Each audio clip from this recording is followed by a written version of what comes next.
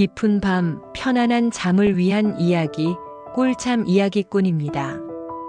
오늘 밤 여러분께 들려드릴 이야기는 예로부터 무섭고 신령한 기운이 서려 있는 까막산에 얽힌 전설입니다.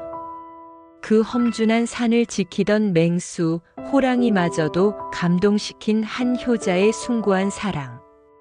그 애틋하고 장엄한 여정을 함께 따라가 보겠습니다. 아주 먼 옛날, 울창한 숲과 바위가 어우러진 까막산 아래에 작은 마을이 있었습니다. 마을 사람들은 험준한 산새만큼이나 까막산의 깊은 곳에는 영물인 호랑이가 살고 있다고 믿었습니다. 그 호랑이는 세상의 모든 이치를 꿰뚫어 보는 듯 깊은 눈빛을 가졌다고 전해졌지요. 이 마을의 현이라는 젊은이가 늙으신 부모님을 모시며 살았습니다. 현은 가진 것은 없었으나 그 효심만큼은 하늘을 찌를 듯 했습니다. 현은 매일 새벽 닭이 울기 전에 일어나 산에 올라 땔감을 구하고 부모님께 드릴 따뜻한 밥상을 준비했습니다. 그의 부모님은 현의 지극한 효성 덕분에 가난 속에서도 늘 얼굴에 미소를 잃지 않았습니다. 현아, 너의 그 효심이 우리를 살리는구나. 너 같은 아들을 둔 것이 내 평생의 복이다. 아버지, 어머니, 제가 두 분 곁에 있을 수 있음이 제 복입니다. 부디 오래오래 건강히 제 곁을 지켜주십시오.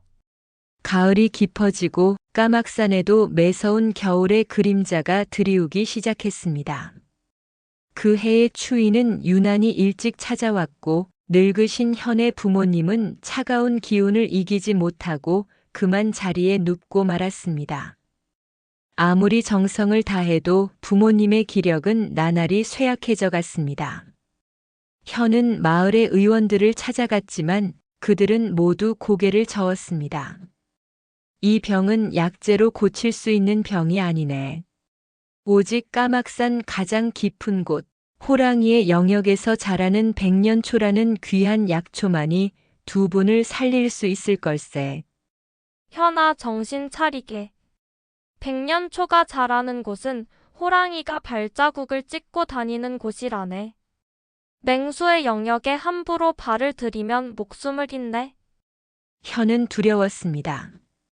까막산 호랑이의 위험은 온 마을 사람들이 전설처럼 알고 있었으니까요. 그 호랑이는 산의 신령이나 다름없었습니다. 하지만 현에게는 호랑이의 위협보다 부모님을 잃을지도 모른다는 두려움이 더 컸습니다. 그는 결심했습니다. 제가 살아서 돌아오든 죽어서 돌아오든 반드시 백년초를 구해오겠습니다. 부모님을 살릴 수 있다면 제 목숨 따위는 아깝지 않습니다. 현은 부모님께 마지막으로 큰 절을 올렸습니다. 그의 눈물은 마루를 적셨지만 그의 마음은 쇠처럼 단단했습니다. 그는 오직 백년초를 구하겠다는 일념 하나로 횃불을 들고 까막산의 가장 깊은 곳을 향해 발을 내디뎠습니다. 까막산의 밤은 칠흑 같았습니다. 현은 며칠 밤낮을 쉬지 않고 산을 올랐습니다.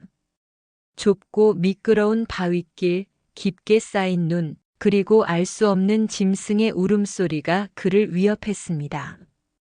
현은 지칠 때마다 품속에 넣어둔 부모님의 낡은 옷자락을 만지며 힘을 냈습니다.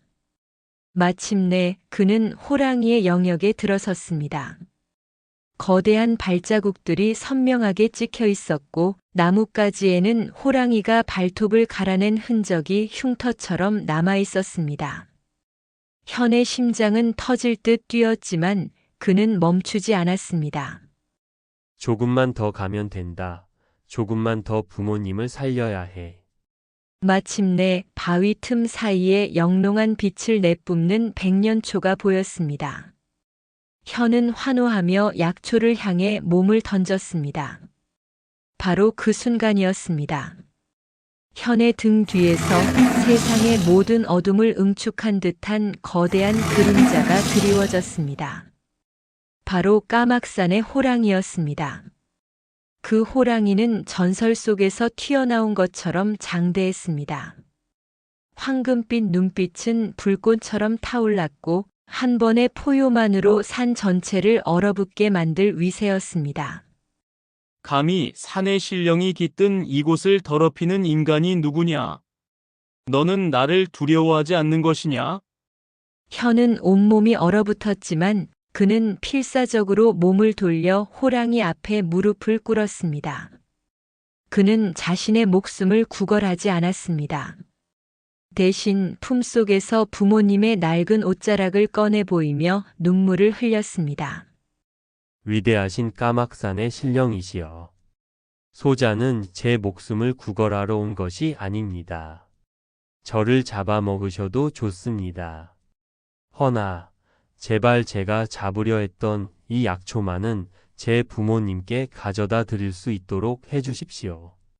제 부모님께서는 병으로 쓰러지셨습니다. 저를 잃으면 두 분은 반드시 돌아가실 것입니다. 산의 주인이시여, 당신께서는 이 세상의 모든 이치를 아실 터 부모를 향한 자식의 마음만은 굽어 살펴 주십시오. 저를 죽이시더라도 제 효심만은 짓밟지 마십시오. 현의 눈물 섞인 절규는 차가운 까막산의 공기를 꿰뚫고 호랑이의 심장까지 파고들었습니다.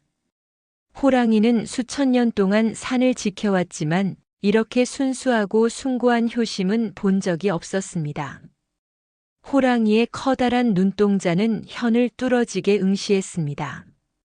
그 눈빛은 더 이상 분노나 잔혹함이 아니었습니다. 바로 연민과 감동이었습니다. 호랑이는 현에게 달려드는 대신 커다란 혀로 현의 이마를 한번 핥아주었습니다. 마치 내 효심을 인정한다고 말하는 듯이.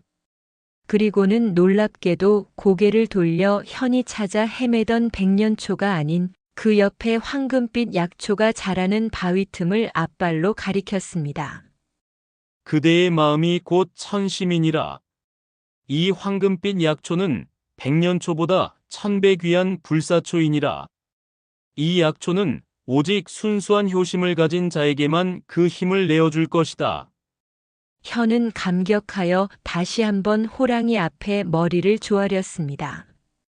그는 호랑이의 말대로 황금빛 불사초를 조심스럽게 캐냈습니다.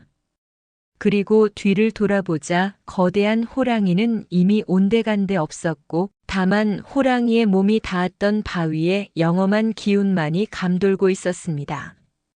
현은 기적처럼 구한 불사초를 품에 안고 산을 내려왔습니다. 그는 마을로 돌아와 부모님께 불사초를 정성껏 다려드렸습니다. 약초의 효능과 현의 지극한 효심 덕분이었을까요? 부모님은 병세가 씻은 듯이 나았고 이전보다 더 건강하고 활기찬 모습으로 돌아왔습니다. 현의 이야기는 온 마을 그리고 나라 전체에 퍼져나갔습니다. 사람들은 현의 효심이 까막산의 신령인 호랑이마저 감동시켰다며 칭송했습니다. 그 후로 까막산의 호랑이는 더 이상 마을을 해치는 맹수가 아니었습니다. 사람들은 까막산 호랑이가 현의 효심에 감화되어 산과 마을을 지키는 수호신이 되었다고 믿었습니다. 현은 부모님을 오래도록 극진히 모시며 평생을 평안하게 살았습니다. 이 이야기는 우리에게 진정한 효심은 인간과 자연의 경계를 넘어 가장 맹렬한 짐승의 마음까지도 움직일 수 있는 하늘의 도리임을 알려주고 있습니다.